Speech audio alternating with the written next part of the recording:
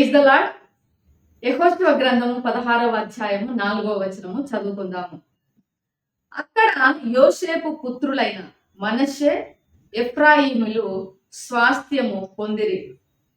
ఇశ్రాయేలు ప్రజలు ఐగుప్తు దేశం నుండి బానిసత్వం నుండి విడుదలై మోషే నాయకత్వంలో అరణ్య యాత్ర చేసిన తర్వాత మోషే గారు చనిపోయినారు. యెహోషువ నాయకత్వంలో వీరు కనాను దేశంను స్వతంత్రించుకున్నారు.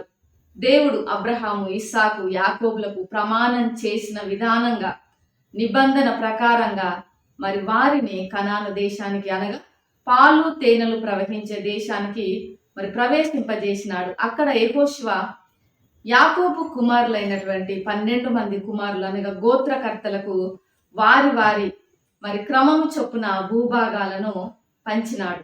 ఈ సందర్భంలో వచనంలో మనం చూస్తున్నది ఏమిటి అంటే, ఇక్కడ యోసేపు కుమారులైనటువంటి మనష్షే, ఎఫ్రాయిములు కూడా మిగిలిన గోత్రకర్తలతో వారు వాగ్దాన దేశంలో భూమిని స్వతంత్రించుకున్నారు, అనగా స్వాస్థ్యముగా పొందుకున్నారు. ఎందుకు యోసేపు పొందుకోలేదు? ఎందుకు యోసేపు కుమారులు ఇద్దరు, ఆయనకు బదులుగా ఒక్కరు పొందుకోవాలి, కానీ ఇక్కడ యోసేపుకు బదులుగా ఇద్దరు పొందుకున్నారు.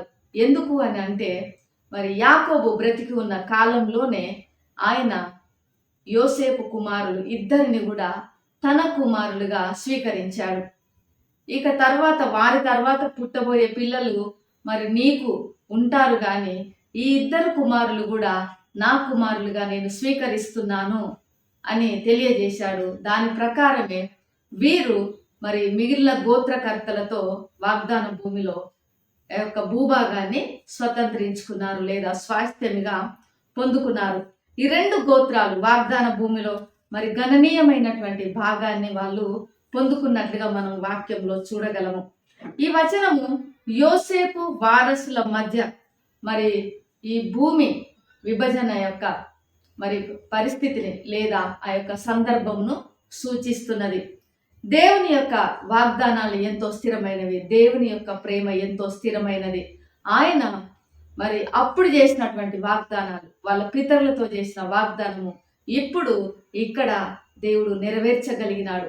అంటే దేవుడు తను వాగ్దానం చేసినప్పుడు నిలబెట్టుకునే దేవుడుగా ఉన్నాడు, వాగ్దానములను నెరవేర్చే దేవుడుగా ఉన్నాడు. ఇక్కడ కేవలము వ్యక్తులుగా మాత్రమే వారు పొందుకోలేదు, కానీ స్వాస్థ్యమును వారు వారి కుటుంబాలుగా తరతరాలకు ఆ స్వాస్థ్యము వారికి లభించినది. అంటే దేవుడు యొక్క ప్రమాణాలు, లేదా ఆయన వాగ్దానాలు గతంలోనూ స్థిరంగానే ఉంటాయి, వర్తమానంలోనూ, భవిష్యత్తులో తరాలకు కూడా ఆ వాగ్దానాలు వర్తిస్తాయి. మనము కూడా విశ్వాసులంగా యేసు క్రీస్తుల వారి ద్వారా విశ్వాసంతో మనము నిత్యత్వంలో వారసత్వాన్ని, లేదా స్వాస్థ్యమును పొందుకుంటున్నాము. ఇక్కడ యాకోబు ఏ ప్రకారంగా అయితే యోసేపు కుమారులను తన కుమారులుగా స్వీకరించాడో, తండ్రి అయిన దేవుడు క్రీస్తు ద్వారా మనలను ఆయన యందు విశ్వాసం ఉంచుట ద్వారా ఆయన పిల్లలగుటకు అధికారం ఇచ్చాడు. ఆయన పిల్లలుగా మనలను స్వీకరించాడు. యాకోబు కుమారులుగా మనష్షే, ఎఫ్రాయిములు ఏ రీతిగా స్వీకరించబడి స్వాస్థ్యమును పొందుకున్నారో, మనము కూడా వాడబారని స్వాస్థ్యమును నిత్యత్వంలో మనము పొందుకోబోతున్నాము.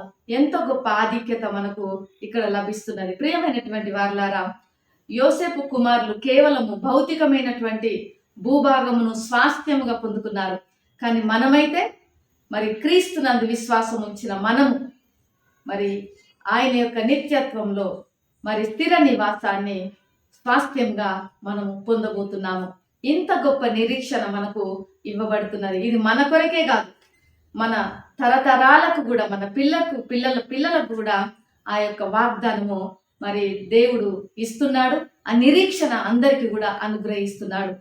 యేసు క్రీస్తుల వారు నిన్ను, నన్ను, అందరినీ ప్రేమిస్తున్నాడు.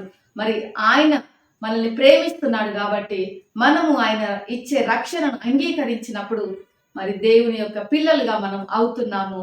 మనము కూడా నిత్య స్వాస్థ్యమును పొందుకొనుటకు వారసులుగా మనము చేయబడుతున్నాము.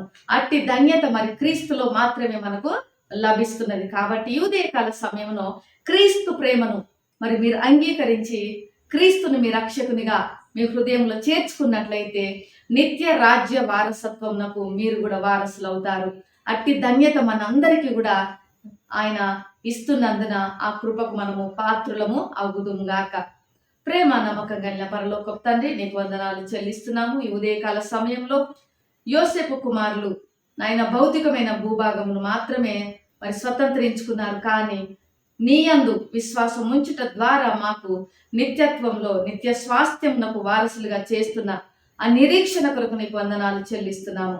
ఇంకా నేను అంగీకరించని బిడ్డలు ఎవరైనా ఉన్నట్లయితే ప్రభువా, వారందరికీ కూడా రక్షణ దయచేయమని, నిత్యరాజ్య వారసత్వం పొందుకొనుటకు నీ కృపను చూపుమని యేసు నామములో ప్రార్థిస్తున్నాను తండ్రి. ఆమేన్. దేవుడు మిమ్మల్ని దీవించును గాక.